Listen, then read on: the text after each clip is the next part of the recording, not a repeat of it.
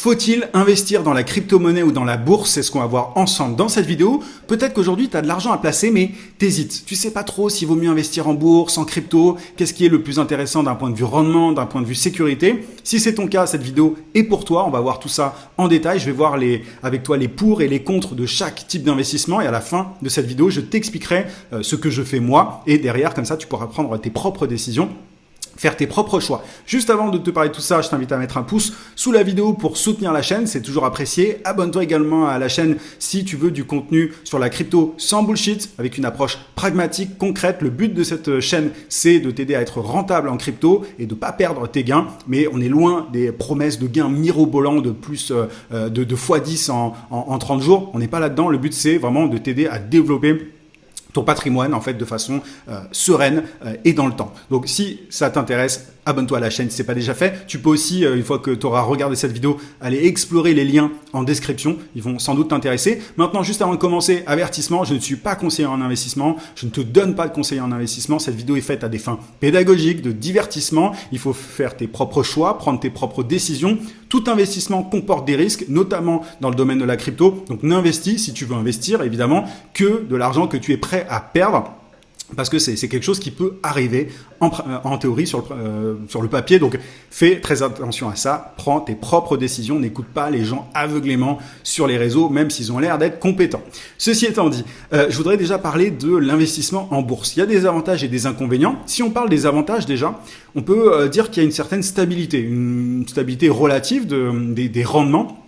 Notamment, si on regarde ce qui s'est passé dans les dernières années, grosso modo, tu peux avoir 7 à 10% de rendement annuel, historiquement. Alors attention, ce qui s'est passé par le passé, historiquement, ne permet pas de prédire l'avenir, mais on peut se dire que voilà, c'est relativement stable et on peut du coup se dire qu'investir dans des ETF monde est quelque chose d'intéressant. Un ETF, ETF, c'est l'acronyme de Exchange Traded Fund. En gros, c'est des fonds négociés en bourse.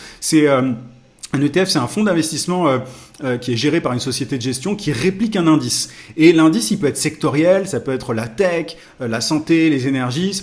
L'indice peut être géographique, il peut être thématique. Donc, quand on achète un ETF monde, on achète un fonds qui réplique un indice boursier mondial, si tu veux. Donc, vu que on a vu historiquement que les rendements annuels pouvaient être de 7% à 10%. Quand on achète un ETF monde, on peut avoir un rendement annuel de 7 à 10% environ. Voilà, en théorie sur le papier.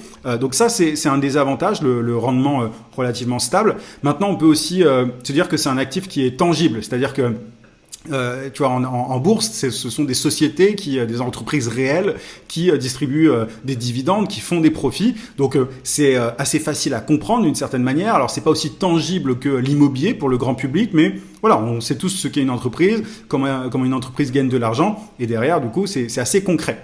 Il y a une réglementation qui est assez mature aussi, c'est-à-dire que tu as une certaine protection des investisseurs, des assurances au niveau des dépôts, hein, selon les pays, etc. Bon, ça varie, mais tu as quand même une réglementation qui est assez mature, contrairement à la crypto, on va y venir par la suite, mais tu as aussi une certaine accessibilité, c'est-à-dire qu'aujourd'hui, tu peux assez facilement investir via un PEA, par exemple, via une assurance vie, tu peux aussi acheter des ETF, parfois, il y a des banques en ligne qui permettent d'acheter des actions simplement, des ETF directement sur son téléphone, donc c'est quand même assez accessible. La liquidité est excellente, c'est-à-dire que tu peux acheter et revendre des actions de façon quasi instantanée pendant les heures d'ouverture, tu vois, des différentes bourses, et tu as une fiscalité alors qui est relativement avantageuse selon les pays, tu vois, tu peux avoir un PEA exonéré après 5 ans, par exemple, si je prends le cas de la France, bref. Donc selon le pays dans lequel tu es, tu peux avoir une fiscalité plus ou moins avantageuse. Ça, ce sont les différents avantages de l'investissement en bourse. Maintenant, quels sont les inconvénients?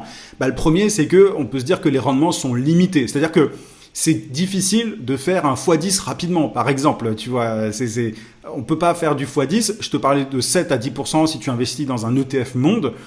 Maintenant, il y a des gens je vais en parler dans un instant, qui font ce qu'on appelle du stock picking, qui est le fait de choisir ses actions individuellement.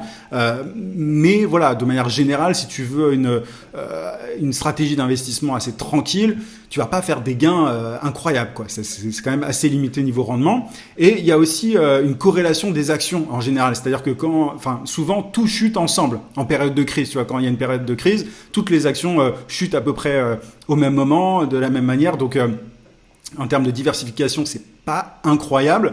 Tu as aussi des horaires, c'est un peu une contrainte, hein, en fonction de à quelle heure tu as envie d'investir. Forcément, tu as les marchés qui sont fermés le soir, le week-end, donc ça c'est à prendre en compte. Tu as des frais aussi de courtage plus ou moins grands selon les plateformes. Et il faut savoir que faire du stock picking, donc le fait encore une fois de choisir ces actions individuellement, en fait statistiquement, c'est très difficile de battre l'indice de référence. Donc le S&P 500 aux États-Unis, le CAC 40 et tout. Quand tu fais du stock picking, quand tu choisis tes actions et que tu veux battre, si tu veux, la bourse, c'est compliqué. C'est-à-dire que même pour des professionnels, des gens dont c'est le métier, c'est pas évident d'être plus fort que le marché. Donc c'est pas évident, c'est un métier à part entière, ça demande certaines compétences. Donc c'est pas ça, c'est un des inconvénients. C'est pour ça qu'il y a beaucoup de gens qui investissent dans des ETF, mais comme je te l'ai dit, les ETF, il y a un rendement qui est assez limité. Donc ça, c'est pour l'investissement en bourse. Il y a des avantages, ça peut être intéressant, tu vois, si tu as une stratégie d'investissement assez passive, mais d'un point de vue rendement,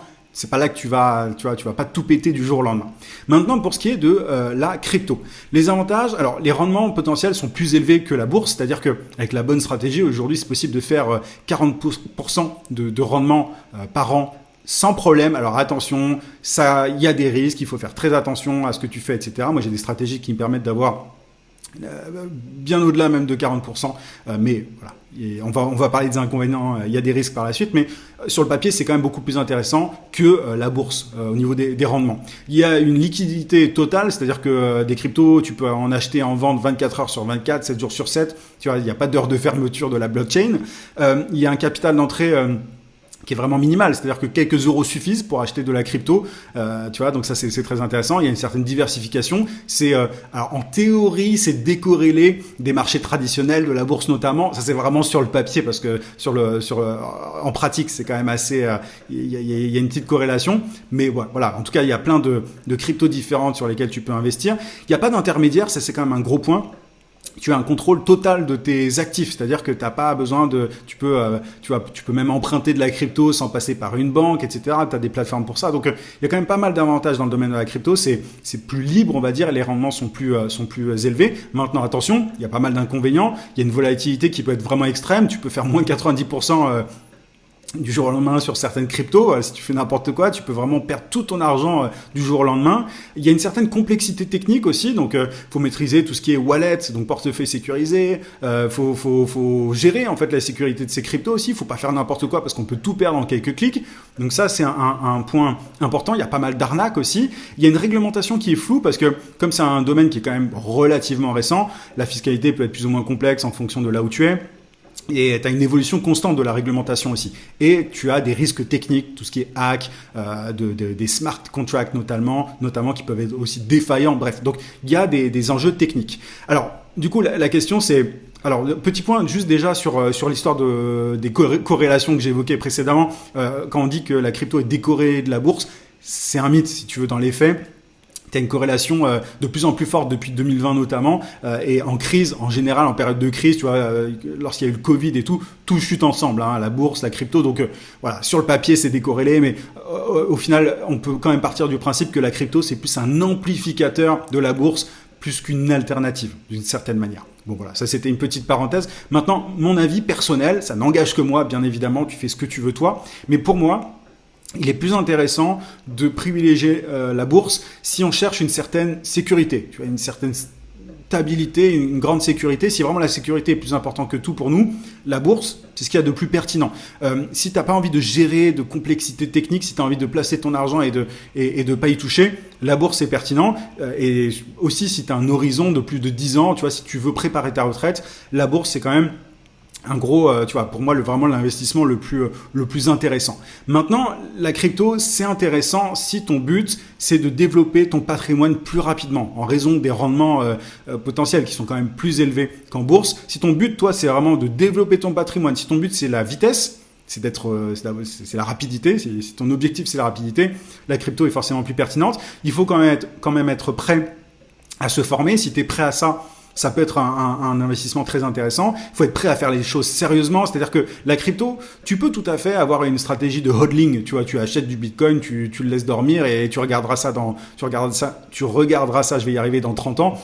Maintenant, voilà, c'est pas comme ça que tu auras les plus gros rendements. Mais si tu veux des rendements intéressants, que tu es prêt à te former, que tu es prêt à faire les choses sérieusement et que tu veux pas attendre d'avoir 60 ans pour avoir des revenus passifs, la crypto, c'est pertinent. Maintenant, moi, ce que je fais, si tu veux, c'est assez simple. J'ai d'abord commencé à investir en bourse. J'ai pas mal placé en bourse d'abord quand j'ai généré des revenus grâce à mon business. J'ai d'abord placé en bourse, pas mal. Je connaissais pas vraiment la crypto. J'ai investi je crois, en crypto avant.